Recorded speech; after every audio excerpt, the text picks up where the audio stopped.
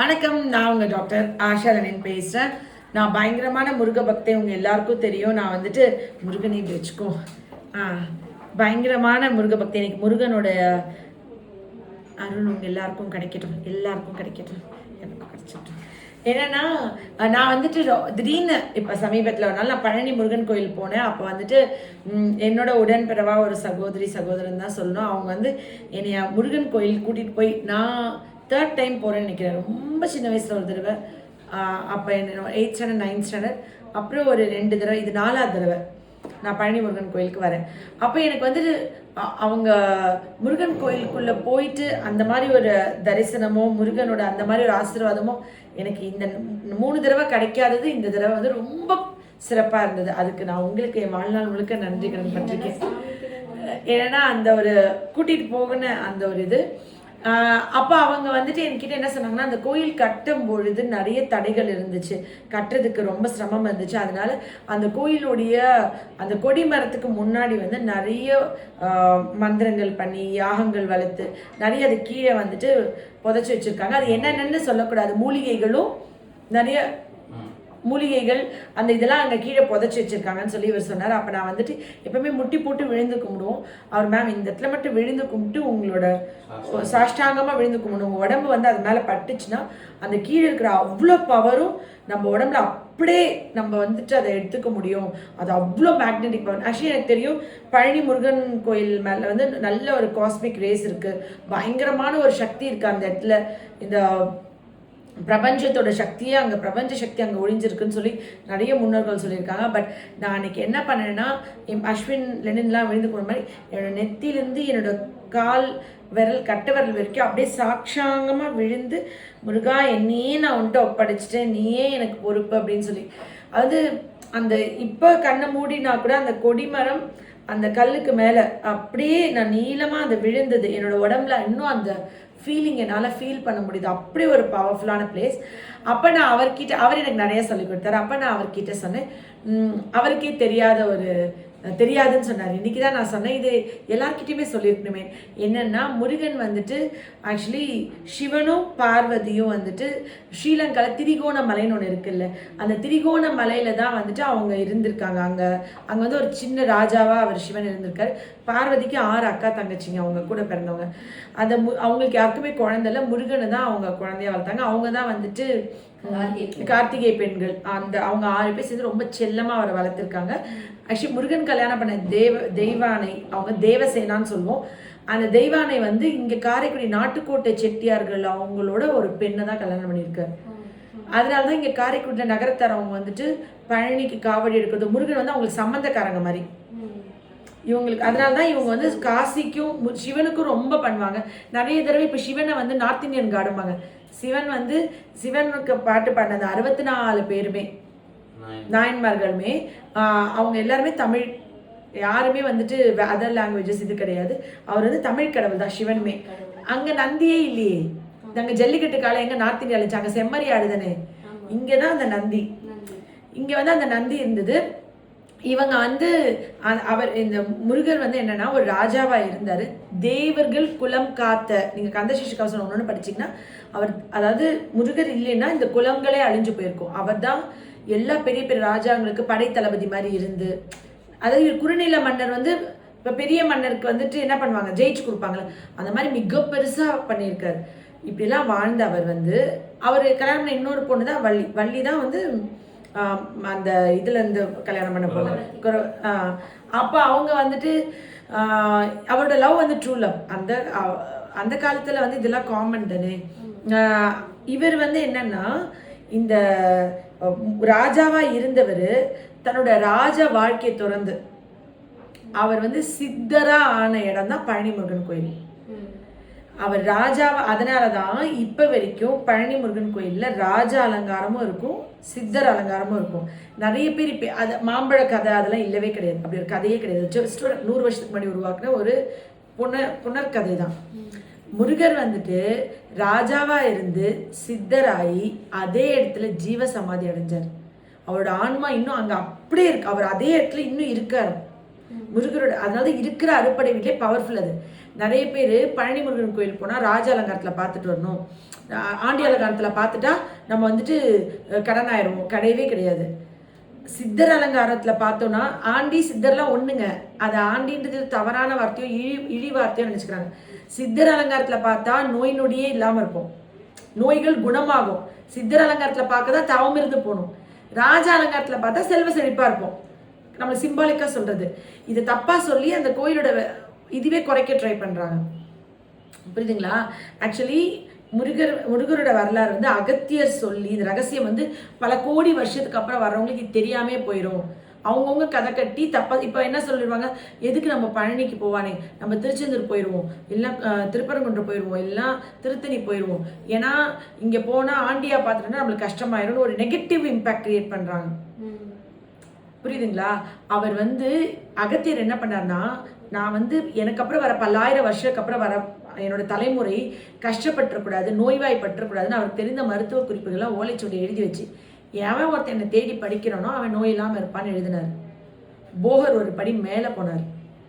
மேலே போய் அதே இடத்துல நவபாஷான சிலை செஞ்சு முருகனை பார்க்க வந்தா நவபாஷான சிலை மேலே இப்போ அபிஷேகம் பண்ணுறாங்க. அப்போ அந்த ரேஸ் நம்ம மேலே எவ்வளோ வரும்? அப்போ சித்தர் கோலத்தில் நம்ம பார்க்கறது தான் சிறப்பு. சித்தர் கோலத்தில் நம்ம போய் பார்த்தோம்னா நம்மளுக்கு அவ்வளோ மருத்துவ இது.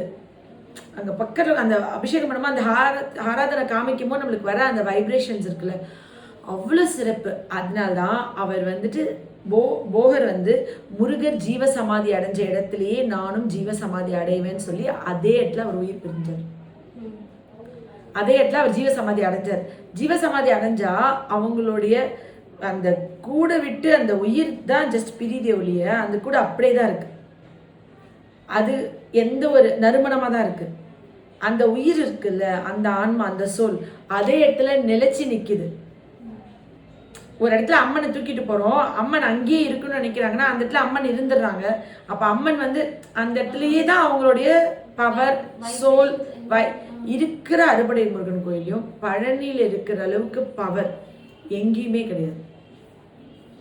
அந்த இடத்துல முருகனே வாழ்றாரு, முருகனே இருக்காரு. அதனால தான் நான் அவ்வளோ அதை எக்ஸைட்டடாக அதை ஒரு எமோஷ்னலாக நான் ஃபீல் பண்ணுறது காரணம் வந்து இவர் வந்து அங்கே பழனி முருகன் கோயிலே இன்னமும் இருக்கார். டைரெக்டாக முருகனை பார்க்கணுன்னா பழனிக்கு போயிடணும். பழனிக்கு போய்ட்டு டேரெக்டாக முருகன்ட்டு அப்பா என்னப்பா எனக்கு இப்படிப்பா அப்படிப்பா மகளா குழந்தையா நம்ம போய் அழுது புலம்பி எல்லாவற்ற பேசிட்டு டைரெக்டாக அவர்கிட்ட ஜெயிச்ச இடம் திருச்செந்தூர் வெற்றி பெற்றாரு. அது வந்து ஒரு ராசி. வெற்றி உன்னை தொற்றிக்கொள்ளணும்னா நீ திருச்செந்தூர் போகணும். எதுவுமே கம்மியான இடம் கிடையாது, எல்லாமே நல்ல இடம் தான். திருத்தணி எனக்கு வந்துட்டு இப்போ திருப்பரங்குன்றம் நான் என்னோட கணவரோட என்றுமே பிரியாமல் வாழணும்னு நினச்சேன். திருப்பரங்குன்றம் தான் என்னோட ஒரு தாலியை கழட்டி போட்டேன். நம்மளுக்கு வந்துட்டு நான் கிறிஸ்டின்ல நான் ஹிந்து தாலியும் கட்டிதான், கிறிஸ்டின் தாலியும் கட்டிதான். எங்கள் அம்மா ஒரே பிரச்சனை. நம்ம வந்துட்டு திருப்பரங்குன்றத்தில் போய் ஹிந்து தாலியை போட்டுட்டு அந்த உண்டியலில் வேளாங்கண்ணியில் கிறிஸ்டின் அந்த தாலியை உண்டியலில் போட்டு மொத்தமாக லெனின் எழுதிட்டேன். லெனின் போங்கடா, ஹிந்து வேணாம், கிறிஸ்டியன் வேணாம், முஸ்லீம் வேணாம், எது வேணாம், என்னமோ வச்சுக்கோங்க. ஏன்னா இந்த தாலின்றது ஒரு மெட்டீரியல் திங் தான். நம்மளோட உணர்வு தான் முக்கியம். நம்ம ஆத்மார்த்தமா இந்த பஞ்சபூதங்கள் சாட்சியா நான் ஒருத்தரையே என்னுடைய பிராணநாதனா ஏத்துக்கிட்டு அவருக்கே என் பிராணம் உள்ள நாள் வரைக்கும் உண்மையா இருக்கிறதா முக்கியம். லெனின்கே என்னோட ஜீவனை நான் அர்ப்பணிக்கிறது தான் முக்கியம். அதுல போய் நீ இந்து தாலி போட்ட, கிறிஸ்டியன் தாலி போட்ட, நீ இப்படி போட்ட அப்படி போட்ட, பஞ்சாயத்து. எங்க மம்மி வெரி வெரி பஞ்சாயத்து. அதனால அதை கொண்டு போய் அப்படியே அங்கே போட்டாச்சு. அதுலலாம் பயங்கர பிரச்சனையாக வரும். போட்டு லெனின் தானே என்னோட ஐடென்டிட்டி முடிஞ்சிச்சு, அப்படியே போட்டேன். ஆனால் பழனி அதாவது திருப்பரங்குன்றம்ல பண்ணேன். புரியுதுங்களா? ஒவ்வொரு கோயிலும் ஒவ்வொரு பர்பஸ் இருக்குது. பழமுதிர்ச்சோலை வந்து ஞானத்துக்கான இடம். பழமுதிர்ச்சோலையில் வந்து என்ன பண்ணார்னா, ஒரு அவ்வைன்னு ஒரு பாட்டி, அதாவது எஜுகேட்டட் ஸ்காலர்ஸ் வந்து படித்து இதானோடனே ஆணவத்தில் ஆடுவாங்க. ஆணவத்தில் ஆடினோடனே அங்கே வந்துட்டு அவர் ஒரு சின்ன பையனா வேடனா வந்து அங்கே ஒரு நிறைய நவாப்பழ மரம் இருக்கும் மதுரையில் பக்கத்தில் தான். அந்த மரங்களில் வந்து உட்காந்துட்டு, என்ன பாட்டி உனக்கு சுட்ட பழம் வேணுமா சுடாத பழம் வேணுமா? பழம் எப்படி சுடும்? பழம் சுடாதுல. அப்படிதான் பாட்டி சொன்னாங்க. பழம் எப்படி சுடும்? நீ சுடாத பழமே அனுப்புன்னு சொல்லிட்டாரு. உடனே அவர் மேல இருந்து நவாப்பழ மரத்தை உழுக்குனார். உழுக்குன உடனே கீழே பழம் விழுந்துருச்சு. அப்ப அந்த பாட்டி எடுத்து ஊதுச்சு. ஏன் ஊதுச்சு? மண்ணு ஒட்டி இருக்குல்ல அது பொண்ணு ஊதுச்சு. ஆனா முருகன் என்ன கேட்டாரு, அப்ப பழம் சுடுதான்னு கேட்டாரு. இது வந்து அவைக்கு, அதாவது படிச்சு ஆணவத்துல இருக்கக்கூடாது. நம்ம கற்றது கைமண் அளவு கல்லாத உலக அளவு. படிப்புன்ற விஷயம் வந்து நம்மளை எந்த வகையிலும் உயர்த்திடாது, படிப்போ பதவியோ எதுவுமே. அப்ப நான் வந்துட்டு எப்படி சொல்றது, இந்த ஒவ்வொரு இதுவும் ஆராய்ச்சி சும்மா நான் தெரிஞ்சுக்கிறதுக்காண்டி அப்படி படிச்சு தெரிஞ்சுக்கும் போது அப்ப அந்த பழனி முருகன்ல வந்து இருக்கிறதுலே ரொம்ப பவர்ஃபுல். அவர் சித்தரா பார்த்தா அது ஒரு துரதிருஷ்டமே கிடையாது. முருகனுக்கே ஒரு கெட்ட இது இருக்கு. அது இன்னைக்கு நம்ம அதை பத்தி பேசுறதுக்கு முருகன் வந்துட்டு அப்பன் வந்து ஒரு வாய்ப்பு கொடுத்துருக்காரு. நிச்சயமா அது வந்து உண்மையாவே எனக்கு பெரிய பாக்கியம். ஏன்னா அவருக்கே ஒரு கெட்ட பேர் பாருங்க. என்னென்ன வேணா மாத்தி மாத்தி மாத்தி பேசி பேசி ஒரு நாள் சாமியை கூட தப்பா மாத்தி இது பண்ணிடுவாங்க. இந்த உலகம், இந்த பிரபஞ்சம் அப்படிதான் இருக்குல்லம்மா. அப்பதான் இவர் கேட்டார். அப்ப சொன்னார், இவர் வந்து ராஜாவா? அப்ப புத்தர் மாதிரி நீங்க கேட்டீங்க என்கிட்ட. என்கிட்ட இங்க புத்தர் சிலை கூட இருந்துச்சு. ஓகே, புத்தர் வந்து ராஜா ஆயிட்டு அவர் என்ன ஆனாரு? துறவரம் போனாரு. ஏன் துறவரம் போனாரு? இல்ல, முருகர் ஏன் புத்தர் ஒரு வந்து மன்னர், ஒரு ராஜாவா இருந்தாரு. ஒரே பையன். அவங்க அம்மா வந்து கர்ப்பப்பையில் இருக்கும்போது வெள்ளை யானை வந்து தந்தத்தால குத்துன மாதிரி ஒரு கதை கேட்டாங்க. அப்போ வந்துட்டு ஒரு முனிவர் வந்தார். அவர் சொன்னார், உனக்கு வந்துட்டு ஒரு பையன் பிறக்க போகிறான், அந்த பையன் வந்துட்டு பின்னாடி சாமியாராக போயிடுவான்னு சொல்லி அவங்க சொன்னோடனே அவங்க பயந்துட்டு வெளி உலகமே காமிக்காமல் அவர் ரொம்ப செல்லமாக வளர்த்தாங்க. வளர்த்த உடனே அவருக்கு வந்துட்டு ஒரு கல்யாணம் பண்ணாங்க. ஒரு குழந்தையும் பிறந்துச்சு. பிறந்த அப்புறம் ஒரு நாள் புத்தர் வந்து நகர்வலம் போனார். போகும்போது ஒரு வயசானவங்களை பார்த்தாரு. ஒரு உடம்பு சரியில்லாத, அதுக்கு முன்னாடி அவங்க பையன் அப்பாக்கெல்லாம் வயசானதை பார்த்துருக்க மாட்டாரா? பார்த்துருப்பாரு. குழந்தை பெற்றுக்கிற அளவுக்கு அவருக்கு அறிவு இருக்கு. அதாவது ஒரு கல்யாணம் குடும்ப வாழ்க்கை எப்படி நடத்தணும், எப்படி ஒரு தாம்பத்தியத்தில் இருக்கணும், எப்படி ஒரு குழந்தை பிறகு, அதெல்லாம் அவருக்கு தெரியுது. அதெல்லாம் பிரச்சனை இல்லை. மரணம்ன்றத ஃபர்ஸ்ட் டைம் பார்த்தாரு. ஒருத்தவங்க ஒரு இறந்து போனவங்களை தூக்கிட்டு போனாங்க. இது என்னன்னு கேட்டாரு. அப்போ டெத்து. அப்போ எல்லாருக்குமே சாவு வருமா? எல்லாருக்கும் வரும். எனக்கும் வருமா? உனக்கும் வரும்னாங்க. அப்போ ஃபியர் ஆஃப் டெத் அவருக்கு பயங்கரமாக வந்துச்சு. மரணம், எனக்கும் ஒரு நாள் மரணம் நேரிடுமா, எனக்கும் மரணம் வந்து நடக்குமா அப்படின்றது அவரால் தாங்கிக்கவே முடியல, ஏற்றுக்கவே முடியல.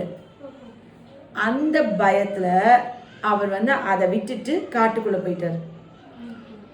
அவர் வந்து இந்த மேரேஜ் லைஃப் எல்லாத்தையும் விட்டுட்டு காட்டுக்குள்ளே போய் பயங்கரமாக சுற்றி திரிஞ்சார்.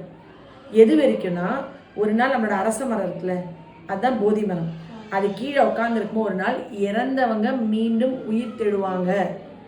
இதுதான் ஞானம் பெற்றது. ஞானம் பெற்றது என்ன ஞானம் பெற்றுச்சு? போதி என்லைட்மெண்ட்ன்றது என்னது? இறந்தவங்களுக்கு ரீபர்த் இருக்கு. நம்ம செத்து போறவங்க மறுபடியும் இந்த உலகத்துல பிறப்போம். அவருக்கு அது சமாதானம் ஆயிடுச்சு. எவ்வளவு செல்லமா ஒரு குழந்தைய வளர்த்துருக்காங்க. அந்த குழந்தை வந்து நான் சின்ன வயசுல கேட்பேன், அவர் வந்து ஏன் தன்னுடைய கடமைகள் செய்யல? ஒரு மன்னனா அந்த பிரஜைகளை பார்த்துருக்கணும், அதை விட்டுட்டாரே. அப்போ சாமியாரா போறதா ரொம்ப சூப்பரானா, ஒரு ஹவுஸ் ஒய்ஃப் வந்து தன்னுடைய ஆசை பாசங்கள் விட்டுட்டு இப்போ நீங்க உங்க மகனுக்காண்டி அந்த வர்ச்சுவல் ஆட்டிசம் வந்து இப்போ இவ்வளோ நார்மல் கொண்டு வரதுக்காண்டி உங்க வாழ்க்கை ஒரு டூர் போயிருக்க மாட்டீங்க, ஒரு நிம்மதியாக சாப்பிட்டுருக்க மாட்டீங்க, ஒரு தூங்கியிருக்க மாட்டீங்க, ஒரு படத்துக்கு போயிருக்க மாட்டீங்க. தலைசி என்னையே மறந்து கொண்டையை போட்டுட்டு கம்ப்ளீட் ஐடென்டி வெயிட்டை போட்டு அப்படியே திரியிற ஒரு தாய் வந்து எதுவுமே வேணாம், வெறும் சாமி மட்டும் கும்பிடுற துறவியை விட கம்மியா கிடையாது. புரியுதுங்களா? அப்போ ஒரு அப்பாவா கடமையை விட்டுட்டாரு, நம்பி வந்த மனைவியே விட்டுட்டாரு. மனைவி என்ன தப்பு பண்ணுச்சு? She deserves to be loved, curd.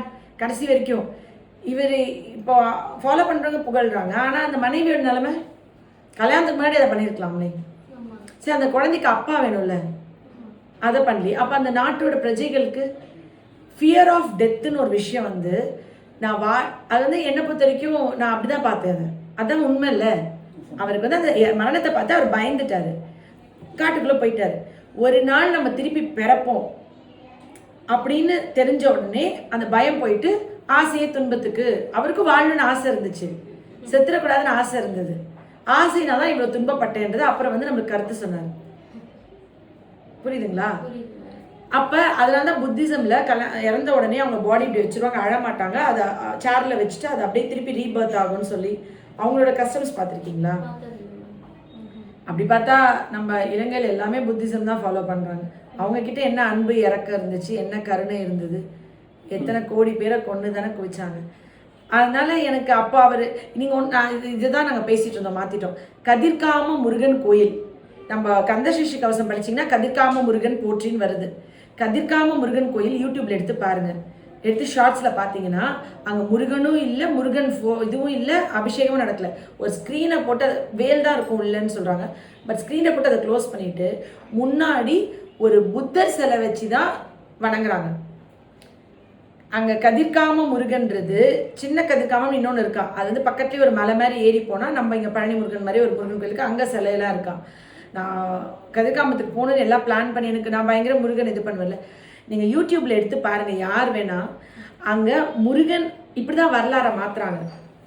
Murugan சிலையே இல்லை, முருகன் வேலும் இல்லை, ஒரு ஸ்க்ரீன் போட்டு முருகனோட அந்த ரூமையே க்ளோஸ் பண்ணிவிட்டு அதுக்கு முன்னாடி ஒரு புத்தருக்கு தான் அபிஷேகமாக இருந்தாலும் ஆரத்தியாக இருந்தாலும் ஆராதனைலாம் மாலனம் கும்பிடுறதுனால நம்ம பார்க்கறதுனால அவர் தான் பார்க்க முடியும். இந்த மாதிரி இப்போ நம்ம கண்ணுக்கு தெரிஞ்சு ஒரு 100 வருஷத்துக்குள்ளே இது மாறிடுச்சு. வரலாறெல்லாம் மாற்றுறாங்க, இதை மாற்றி எழுதுறாங்க. அதே மாதிரி பல கோடி வருஷத்துக்கு அப்புறம் முருகனே தப்பான சாமி, முருகனே வந்து மாம்பழம் விட்டாங்களாம், மாம்பழம் இருந்துச்சான், அதுக்கு கோச்சிக்கிட்டாராம். ஞானப்பழம், முருகன் வந்து ஞானமானவர், தகப்பன் சுவாமி, தகப்பனுக்கே புத்தி சொன்னவர், தமிழ் சங்கத்தோட முதல் கடவுள். முருகன் வந்து பயங்கர ஒரு ஜீனியஸான கடவுள் அப்படின்னு சொல்லி கொடுத்துட்டு இருந்த கதையை முருகன் வந்து ஒரு கோவக்காரர், ஒரு மாம்பழத்தை கூட அண்ணன் கூட பிறந்த அண்ணனுக்கு ஷேர் பண்ணிக்க முடிஞ்சுக்காம கோச்சிக்கிட்டு வந்து நின்ற இடம் அப்படின்னு கேட்கும் போது உங்களுக்கு அந்த பக்தி குறையுமா கூடுமா? அது தப்பான புனர்கதை. அப்படி ஒரு மாம்பழமும் இல்லை, அப்படி ஒரு சண்டையும் நடக்கல, அப்படி கோச்சுக்கும் இல்லை, அவர் கோச்சிட்டு அங்கே வரல. இதை பல கோடி வருஷத்துக்கு அப்புறம் வர மக்களுக்கு எப்படின்னா மாற்றிடுவாங்கன்னா, அகத்தியர் போகர் இந்த ரகசியங்கள் சொல்லி போகர் வந்து இந்த சிலையை வடித்து ராஜ அலங்காரமும் வச்சுருக்காங்க, சித்தர் அலங்காரமும் வச்சுருக்காங்க. ஸோ ராஜ அலங்காரத்தில் பார்த்தா நம்மளுக்கு வந்துட்டு செல்வ செழிப்பு அப்படின்னு நினைக்கிறோன்னா, சித்தர் அலங்காரத்தில் பார்த்தா மருத்துவனா நம்ம நோயை குணம் பண்ணுறதுக்கு அவர் சொல்கிறாரு, உன் வியாதி குணம் பண்ண போ, உன் நோய் தீந்துரும் போ அப்படின்னு சொல்கிறாரு. எப்படி ஒரு கடவுள் வந்து நம்மளை வந்து ஆண்டி ஆக்குவார். அது ஆண்டின்றதே சித்தரோட ஒரு போஸ்ட் தான். அது ஏதோ தப்பான ஒரு வார்த்தை மாதிரி காமிச்சிட்டாங்க. இன்னைக்கு உங்களுக்கு இந்த கதை ஏற்கனவே நான் ஒரு வீடியோ போட்டிருக்கேன். என்னடா போட்டிருக்கேன்ல, போடலையா? ஆண்டினா சித்தர், அவர் அதான் சொல்றேன். அப்ப புத்தரும் முருகரும் ஒன்னா, நீங்க கேட்டதுனால இதை நான் இப்ப ரெஜிஸ்டர் பண்றேன். முருகர் வந்து ஞான கடவுள், தமிழ் சங்கத்தோட முதற் கடவுள், குலத்தை காத்தவர். அவர் மருத்துவ உலகத்தோட ஒரு இது பயங்கரம். அவரும் ஃபியர் ஆஃப் டெத்தில் வீட்டை விட்டு கிளம்பி போய் காடு அங்கே இங்கே திரிஞ்சு எல்லா இடத்துலையும் சுற்றி திடீர்னு போதி மரத்துக்கு கீழே உட்காந்து ஒரு நாள் வந்து செத்தவங்க திரும்பி பறப்பாங்க. கிறிஸ்டியானிட்டியில் இருக்குது, முஸ்லீம்ஸில் இருக்கான்னு எனக்கு தெரியல, எல்லா மதத்துலேயும் மோஸ்ட்லி ரீபர்த்னு ஒன்று இருக்குது. அது தெரிஞ்ச உடனே அவருக்கு மனசு சமாதானம் ஆயிடுச்சு. அது நிஜமாலாம் அவர் கண்டுபிடிக்கல. ஓகே நம்ம திரும்பி பிறந்துருவோம் அப்படின்னு அவர் அத்தனை வருஷமாக தெரிஞ்சது வந்து ஓகே அப்படின்னு சொல்லி அப்புறம் ப்ரீச் பண்ண ஆரம்பிச்சிட்டார். அவர் புரிஞ்சுக்கிறாரு. அதாவது அவர் சமாதானம் ஆயிக்கிறாரு. சாவு எனக்கும் வந்துருன்றது அவரால் ஏத்துக்கவே முடியல. அன்னைக்குதான் அவர் வந்து ஓகே நான் வந்து திரும்பி போறப்பேன் அப்படின்னு சமாதானம் பண்றாரு. அவரோட நீங்க முருகரை கம்பேர் பண்ணக்கூடாது. ஓகேவா? சரிதானமா? அது நிஜம்தான், அது பண்ணக்கூடாது. அவர் வந்து அதை ஃபாலோ பண்றவங்க தப்புலாம் சொல்லலை, அந்த இதில் நான் எதுவுமே சொல்லலை. ஒரு மருத்துவராக நான் பார்க்கும்போது சைக்காலஜிக்கலாக அன்னைக்கு அவருக்கு ஃபியர் ஆஃப் டெத்துக்கு மருந்து கொடுத்துருந்தா அவர் திருப்பி ராஜாவாகவே இருந்திருப்பார். அந்த பிரஜைகள் எல்லாத்துக்கும் சப்போர்ட் பண்ணியிருப்பாரு, அப்பாவாக இருந்திருப்பாரு. ஏங்க ராஜாவாக இருந்த ராஜராஜ சோழன் பெருசாக நம்ம கொண்டாடலையா? அப்படி புத்தனையும் கொண்டாடிருப்போம், நல்ல ராஜாவாக இருந்தார் அப்படி இப்படின்னு. ராஜராஜ சோழன் வந்து அழியா விஷயங்கள் நம்ம தமிழ் குலத்துக்குலாம் கொடுத்துட்டு போயிருக்காரு. அவர் மன்னனாக இருந்தாலும் நம்மளுக்கு அப்பா மாதிரி தான். ராஜராஜ சோழன் நம்மளோட அப்பா, நம்மளோட பாட்டன், முப்பாட்டன் தான். அதுவும் அந்த மாதிரி ஞானத்தோட கடவுள் முருகனுக்கு நிறைய தப்பு தப்பாக மாற்றுறாங்க. இதெல்லாம் கொண்டு போய் எல்லாத்தையும் சேர்த்தணும். என்னை பொறுத்த வரைக்கும் இன்னைக்கு நான் வந்து ஒரு அடிகளார் மாதிரி கடவுள் என்னாவில் இந்த வார்த்தைகள் இந்த பிரபஞ்சத்தில் பதிய வச்சதுக்கு நன்றி நன்றி நன்றி. கடவுள் எல்லாத்தையும் கேட்டாச்சு, எல்லாத்தையும் கேட்டோம். நாங்கள் எது தெரிஞ்சு தெரியாதது எல்லாம் புரிஞ்சுக்கிட்டோம். தேங்க்யூ. அது வந்து ரொம்ப நல்ல விஷயம் இல்லை? அதனால நீங்கள் என்னைய முருகன் கோயிலுக்கு கூட்டிகிட்டு போகணும் பழனிக்கு. திருப்பி நீங்கள் கிளினிக் வரணும். இன்னைக்கு உங்களை வச்சுட்டு இவ்வளோ பெரிய மெசேஜை பிரபஞ்சத்துக்கு நான் ரெஜிஸ்டர் பண்ணணும்னு முருகனுடைய சிஸ்டம். சாமி எங்களுக்கு உங்க கூட இருக்கிற பாண்டிங் இன்னும் டைட் பண்ணிட்டே இருக்காரு. ரொம்ப ஹாப்பி. Thank you super. இன்னைக்கு அவங்களோட பையன் குணமானது அவங்க வந்துட்டு என் மூலியமா நினைச்சிட்டு இருக்காங்க. அதுக்கு நான் ஏதோ ரொம்ப பெருசா பண்ண நினைச்சிட்டு இருக்காங்க. அங்க முருகனை போயிட்டு டைரக்டா அப்பாட்டே எல்லாத்தையும் சொல்லி அவர் டைரக்டா எல்லாமே உங்க மகனுக்கு பண்றாரு. அது வந்து அவரோட அருப்பெரும் செயல். உங்ககிட்ட வந்து எங்களுக்கு ட்ரீட்மெண்ட் பண்ண வேண்டியதா இருக்குது. சாமி ரூபத்துல எல்லாமே பண்ணிட்டு இருக்கீங்க. அதேதான். தேங்க்யூ. இது பெரும் வார்த்தை. இதுக்கு நான் டிசர்வ் பண்ணவே இல்லை. நான் எப்பயுமே ஒரு முருக பக்தையா அப்படியே இருக்கதை நான் விரும்புகிறேன். Love you all. நன்றி. ரொம்ப சந்தோஷம்.